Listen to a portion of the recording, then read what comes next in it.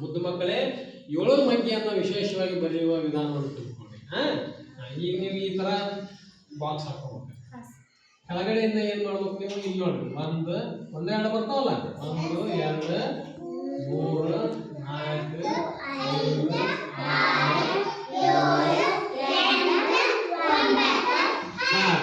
7 0 ಅಷ್ಟ ಬರ್ತಾವಲ್ಲ, ಒಂದು ಬರೀಬೇಕು.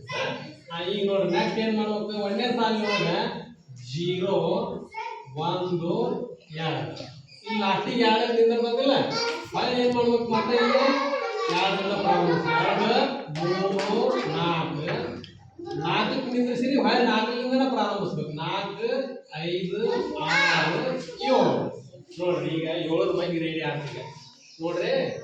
ಅದರಿಂದ 7 7 6